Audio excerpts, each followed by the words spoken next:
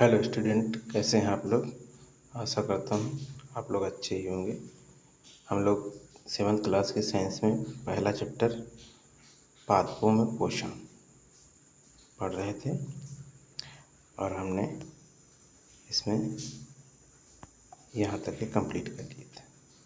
इसके आगे हम देखते हैं।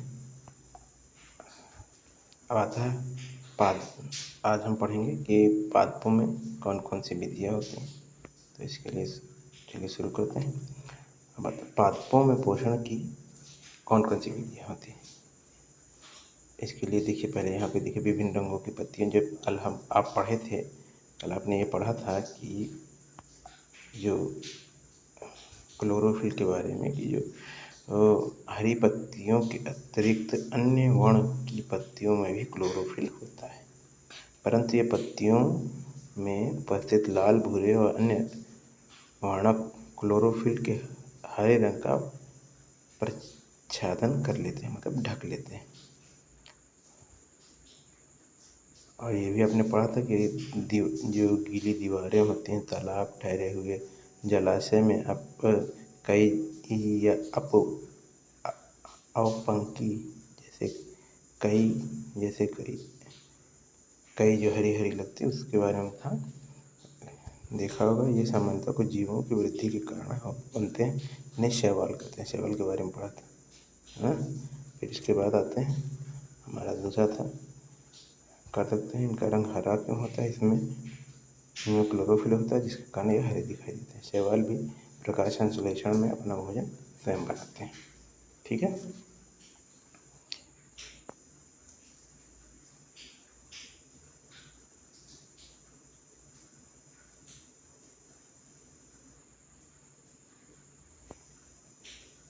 अब आते हैं पादपों में कार्बन डाइऑक्साइड के अतिरिक्त अन्य खाद्य पदार्थों का संश्लेषण कैसे होता है। अभी आपने पढ़ा कि प्रकाश संश्लेषण प्रक्रिया में पादप कार्बोहाइड्रेट का संश्लेषण करते हैं। कार्बोहाइड्रेट कार्बन, हाइड्रोजन और ऑक्सीजन के बने होते हैं। इनका उपयोग खाद्य के अन्य घटकों के संश्लेषण में होता है, परंतु प्रोटीन नाइट्रोजनी पदार्थ हैं, जिनमें कार्बन, ऑक्सीजन, हाइड्रोजन के अतिरिक्त नाइट्रोजन भी होता है। पादपों को नाइट्रोजन कहाँ से मिलता है ना। जो एक इम्पॉर्टेंट चीज़ है, ये चीज़ें तो मिल ही रही। कौन कौन सी, देखिए क्या क्या तो मिल रहा है। कार्बन मिल रहा है, हाइड्रोजन मिल रहा है, ऑक्सीजन मिल रहा है, लेकिन एक और इम्पॉर्टेंट चीज़ है जो नाइट्रोजन, ये भी जरूरी होता है। ये मिलता कहाँ है, यदि याद कीजिए, वायु में नाइट्रोजन गैसीय अवस्था में प्रचुर मात्रा में पाया जाता है, मतलब काफ़ी अच्छी खासी मात्रा होती है, परंतु पादपों में इसका अवशोषण इसी रूप में नहीं कर सकते। मिट्टी में कुछ विशेष जीवाणु होते हैं जो गैसीय नाइट्रोजन को उपयोगी यौगिक में परिवर्तित कर मृदा को निर्मुक्त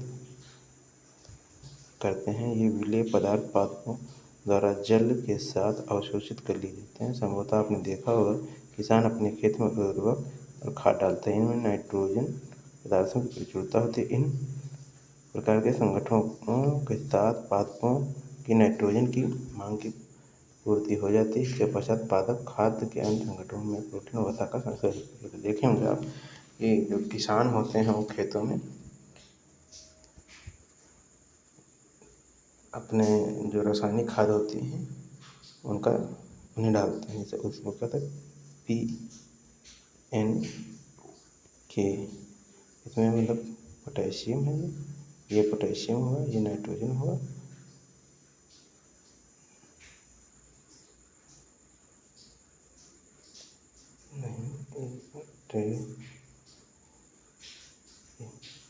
पोटेशियम, ये फास्फोरस हुआ। तो इसमें क्या होता है, ये नाइट्रोजन होता है, ये फास्फोरस होता है और ये पोटेशियम होता है ना। इसीलिए इसे क्या कहा जाता है, PNK बोला जाता है। ये जो है किसान अपने खेतों में इनका छिड़काव करते हैं। अब आइए देखते हैं पादपों में पोषण की अन्य कौन सी विधियाँ। कुछ पादपों में ऐसे भी होते हैं जिनमें क्लोरोफिल नहीं पाया जाता है। वे भोजन संश्लेषण नहीं करते हैं, फिर वे कैसे जीवित रहते हैं, वे पोषक किस प्रकार प्राप्त करते हैं। मनुष्य अन्य प्राणियों की तरह ये पादप भी अपने पोषण के लिए अन्य पादपों के मतलब अन्य पादपों पर निर्भर रहते हैं। ये विषम पोषी पोषण प्रणाली का उपयोग करते हैं। मतलब विषम एक होता है समपोषण, दूसरा है विषम पोषण। क्या आपको एक वृक्ष के तने व शाखाओं पर लिपटी हुई रस्सी व पीले रंग संरचना दिखती है? ये अमरवेल पादप है। देखे होंगे जो है, देखिए यहाँ देखिए, यहाँ पे पेड़ों पे पड़ी हुई है। आपने अक्सर देखा होगा जो जंगल में जो पेड़ होते हैं काफ़ी, मतलब तो उन पे ये पीले रंग का पड़ा होता है और ये काफ़ी फैला हुआ होता है ना। तो ये क्या होता है, ये परपोसी वाली कंडीशन हो जाती है। तो अमरवेल कैसी होती है? परपोसी होती है। अमरवेल का पादप होता है, ठीक है। इसीलिए इसे कहते हैं अमरवेल। मतलब बीज को कहीं भी आप थोड़ा सा भी तोड़ के इसको किसी पेड़ पर डाल दीजिए, यहीं वहीं पे अपना जीवन प्रारंभ कर लेगी। और छोटी सी एक इसकी छोटी, अगर जो आप इतनी बड़ी भी मतलब कुछ इतनी से थोड़ी बहुत बड़ी डाल देते हैं तो ये क्या हो जाएगी, ये उस पर जो है अगर जो सेट हो गई तो उस पर बहुत अच्छे से जो है क्या होता है, तो बन जाता है ना। तो ये बहुत अच्छे से सेट हो जाते हैं इसमें। तो ये अपना भोजन उस पादप से प्राप्त करती है जिस पर वे आरोहित होती है, जिस पर फैली होती है, जिस पर तो वह पादप परपोषी कहलाता है। क्योंकि अमरबेल जैसे पादप परपोषी के अमूल्य पोषकों से वंचित होते हैं, अतः इन्हें परजीवी कहते हैं।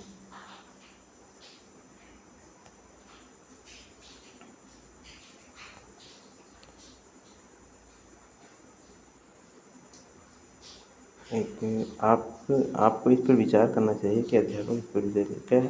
पहली पहली जानना चाहती है कि क्या हमारा रक्त चूसने वाले मच्छर, खटमल, जूं और जोंक जैसे जीव भी परजीवी हैं? हाँ, तो ये कह सकते हैं, क्योंकि ये किस पे डिपेंड है, ये दूसरों पर डिपेंड होते हैं। ये अपना भोजन कहाँ से प्राप्त कर रहे हैं? अन्य लोगों पर डिपेंड है भोजन के लिए। तो ये परपोषी अपना भोजन स्वयं नहीं बना रहे हैं, है ना। और परपोषण में क्या, विषम परपोषण। क्या आपने ऐसे पादपों को देखा है, सुना है जो जंतुओं का भक्षण करते हैं?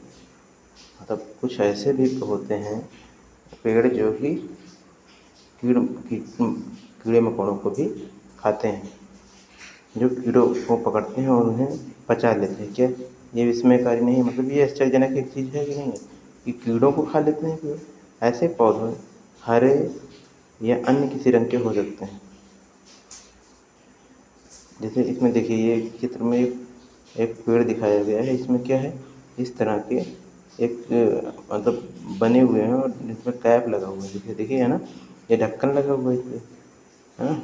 और ये जो है ये बंद हो जाता है, तो कीड़े इसमें आते होंगे तो क्या हुआ, ये बंद हो जाता है। तो इसमें देखिए कई ऐसे ही पत्तियों के सारे लगे हुए होते हैं। तो कह रहे हैं कि इसे घड़े के समान दिखाई देने वाली संरचना वास्तव में एक पत्ती के रूप में रूपांतरित भाग है।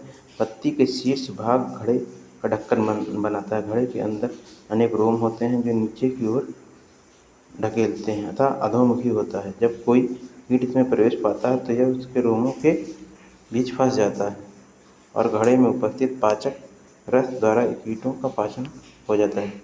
मतलब इस घड़े में भी क्या भरा हुआ है, पाचक रस भरा हुआ है ना। कीटों के भक्षण करने वाले ऐसे पादप कीटभक्षी पादप कहलाते हैं। वीनस फ्लाईट्रैप, सनड्यूस कीटभक्षी पादपों के दो उदाहरण हैं। इसके बारे में जानकारी प्राप्त कीजिए। बूझो भ्रमित है। यदि ये घटपर्णी क्या कह रहा है कि बूझो क्या कह रहा है कि भ्रमित है कि प्रकाश संश्लेषण, यदि घटपर्णी हरा होता और प्रकाश संश्लेषण संपादित करता तो यह कीटों का भक्षण क्यों करता? अब यहाँ पे कन्फ्यूजन है कि वो हरा भी है और ये प्रकाश संश्लेषण भी कर रहा है ना। प्रकाश संश्लेषण की क्रिया भी कर रहा है और हरा भी है। ऐसा कैसे पॉसिबल है? ये भी एक चौंकाने वाला तथ्य है कि ऐसा कैसे हो सकता है भाई, ऐसे भी हरे भी हो और प्रकाश संश्लेषण भी क्या यह संभव है कि इस प्रकार के पादपों को मृदा के वे सभी पोषक तत्व नहीं मिल पाते हैं जो उन्हीं की आवश्यकता होती है। मतलब ये हैं तो, लेकिन इन्हें वो चीज़ नहीं मिल पा रही है जो इनकी आवश्यकता को पूरा कर सके, है ना। अब आता है मृतोपजीवी। मृतोपजीवी मुझे देखिए, मृतोपजीवी क्या होते हैं।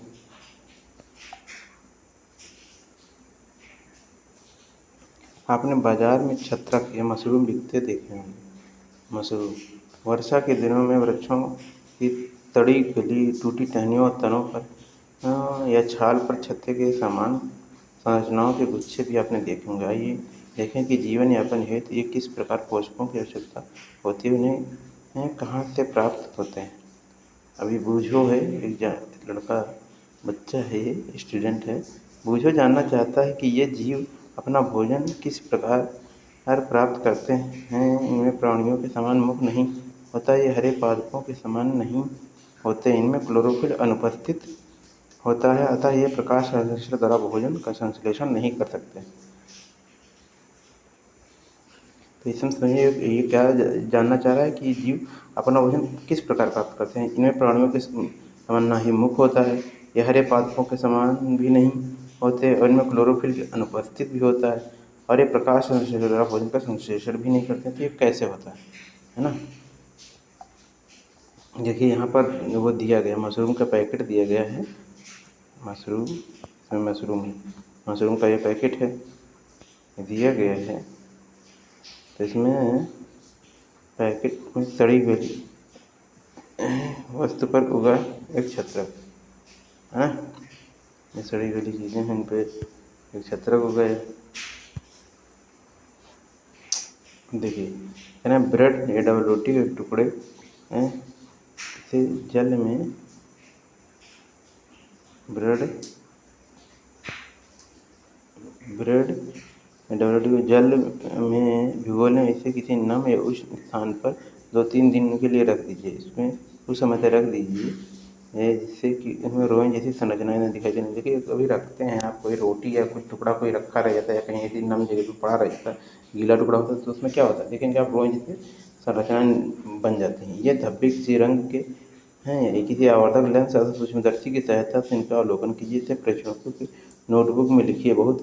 बहुत संभव है कि आपको कोई रुई के धागे के समान की संरचनाएं दिखाई पड़ेंगी। मतलब आपको कैसी संरचनाएं दिखाएंगी कि रुई के धागे के समान। अब ये क्या है, यह जीव कवक या फंजाई कहलाते हैं। इनकी पोषण प्रणाली अथवा पोषण विधि भिन्न प्रकार की होती है। ये मृत और विघटनकारी वस्तुओं पदार्थों की सतह पर कुछ पाचक रसों का स्राव करते हैं। इसे साधारणतः विलेय में परिवर्तित कर देते हैं। तत्पश्चात ये विलयन को भोजन के रूप में अवशोषण करते हैं। मतलब पहले क्या किया, उनको एक विलयन के रूप में जब उसको बना दिए, तब क्या किए, उसका अवशोषण करना शुरू कर दिए। इस प्रकार के पोषण प्रणालियों को, जिसमें जीव किसी मृत या विघटित पदार्थों के पोषण तत्व प्राप्त करते हैं, मृतोपजीवी कहलाते हैं। मतलब किसी डेड पे या किसी विघटित पे या किसी खराब चीज़ से भोजन जब वो कर रहे हैं तो क्या हो जाएगा, मृतोपजीवी हो जाएगा। और ये मृतजीवी, और ये क्या होता है, ये जीव क्या होता है, मृतजीवी कहलाते हैं। और ये पोषण कैसा होता है, मृतजीवी पोषण होता है। हाँ, मृतजीवी मतलब क्या हुआ कि ये जो पोषण कहाँ से मिल रहा है, ये पोषण हमें मिल रहा है, ये पोषण कहाँ से मिल रहा है, ये पोषण भी मिल रहा है कहाँ से, किसी मरे हुई कोई जीव हो गया या कोई पदार्थ हो गया, जो भोज्य पदार्थ हो गया विघटित, तो उस पे ये अपना जीवन बना लेते हैं। हाँ, आपको उदाहरण जैसे समझाया गया कि आप कोई डबल रोटी या बन लीजिए, उसको रख दीजिए, या ब्रेड देखिए गर्मी में के दिनों में क्या होता है, ब्रेड में कुछ दिनों बाद उसमें आप देखेंगे तो उसमें कई की तरह की संरचना दिखने लगती है। 2-3 अगर जो पुराना हो जाता है, काफ़ी ख़राब हो जाता है, तो क्या होता है, उसमें काला काला पत्ता आपको दिखेगा। तो कवक फंजाई अचार, चमड़े, कपड़े और अन्य पदार्थों पर उगते हैं। उन स्थानों पर भी उगते हैं जो कि नम और उष्ण होते हैं। कवक में वृद्धि के लिए वर्षा ऋतु से अधिक अच्छी परिस्थिति प्रदान। देखिए वर्षा में क्या होता है, देखिए यहाँ से पानी जाएगा तो क्या हो, वहाँ होगा, वहाँ पे वैसी स्थितियाँ, क्योंकि नमी आ जाती है, नमी आ जाएगी तो वहाँ पर कवक बहुत अच्छे से फंजाई वगैरह जो है बहुत अच्छे से पनप जाते हैं। इसी कारण वर्षा ऋतु के दौरान अनेक वस्तुएं कवकों की वृद्धि के कारण नष्ट और अनुपयोगी हो जाती हैं। अपने अभिभावकों से कवक से होने वाले नुकसानों पर चर्चा कीजिए। आप पहेली को याद है कि उसके सुंदर जूते, जिन्हें वह विशेष रूप से अवसरों पर पहनती थी, वर्षा में कवक के कारण खराब हो गए। जानना चाहती है कि वर्षा ऋतु में कवक अचानक कैसे प्रकट हुए। देखिए, उन्हें नमी की मात्रा जैसे मिलती है, धूप नहीं लग रही है, धूप दिखी भी नहीं, तो क्या हुआ, वो स्थिति ऐसी आ गई कि उस पर कवकों ने अपना घर बना लिया। सामान्यतः कवकों के बीजाणु वायु में उपस्थित होते हैं। जब वे किसी ऐसे जैव पदार्थ अथवा उत्पाद पर बैठते हैं जो नम और उष्ण होते हैं, वे अंकुरित होकर नए कवक के रूप में जन्म देते हैं। देखिए, अब ये हवा में हैं, ठीक है, और ये कहाँ एक जगह से दूसरे पहुँच रहे हैं, और जैसे वे अनुकूल परिस्थितियाँ पाते हैं तो क्या होते हैं, वो अंकुरित होकर नए कवक को जन्म देते हैं। क्या आप बता सकते हैं कि हम अपनी वस्तुओं को कवक द्वारा खराब होने से किस प्रकार बचा सकते हैं? अब बूझो, ये इसका बूझो इसका नाम है ना। तो बूझो को याद है कि उसके दादाजी ने बताया था कि एक बार उनकी गेहूं की फसल कवक द्वारा नष्ट हो गई थी। वह जानना चाहते हैं कि क्या कवक रोग का कारण है। देखिए, एक मतलब अनाज है, अनाज में भी कवक लग जाता है। अगर जो नमी आ गई, इसलिए क्या होता है, अनाज को भी नमी से बचा के रखा जाता है। नमी से या पानी से, हल्के हल्के पानी से भी नमी से बचाए रखा जाता है, जिसके कारण कि क्या हो, उसमें कवक न लगे, है ना। या उसमें देखिए कोई फसल होती है, उसमें भी अगर जैसा कुछ हो जाता है तो भी वो क्या है, नुकसानदायक ही होती है। अब आते हैं हम, अब ये है कि यहाँ पे हमने देखा, हाँ, अब पहेली ने बताया कि ईस्ट व छत्रक अनेक कवक उपयोगी भी हैं। अच्छा, कुछ उपयोगी भी होते हैं, कुछ कुछ हार्मफुल होते हैं, और कुछ मतलब कुछ आप यूँ समझिए, कुछ अच्छे होते हैं, कुछ बुरे होते हैं, कुछ नुकसानदायक होते हैं और कुछ लाभदायक भी होते हैं। कुछ कवक पादपों, जंतुओं, मनुष्यों में रोग उत्पन्न कर देते हैं। कुछ कवकों के उपयोग औषधि के रूप में होता है। ऐसा कुछ होते हैं जो जंतु में, जैसे खाज खुजली वगैरह होता है ना, तो इन्हीं के कारण सिचुएशन बन के कारण होता है। और कुछ होते हैं जो अच्छे भी होते हैं, आइए उनके बारे में देखते हैं क्या होता है। कुछ जीव एक दूसरे के साथ रहते हैं, ये अपना आवास एक पोषक से दूसरे तत्व के साथ में बांटते हैं। इनसे ऐसे संबंध को क्या कहते हैं, सहजीवी कहते हैं। मतलब एक को लाभ हो रहा है, एक दूसरे को मतलब लाभ प्रदान कर रहे हैं। आपको हम दे रहे हैं कुछ, तो आप हमें भी कुछ प्रदान कर रहे हैं। इसमें क्या होता है, उदाहरण के लिए कुछ कवक वृक्षों की जड़ों में रहते हैं और वृक्ष को की पोषण प्रदान करते हैं। बदले में जल या पोषक अवशोषण में सहायता मिलती है। यह वृक्ष के लिए इसे संबंध में विशेष महत्व है। क्या बताया जा रहा है इसमें? इसमें बताया जा रहा है कि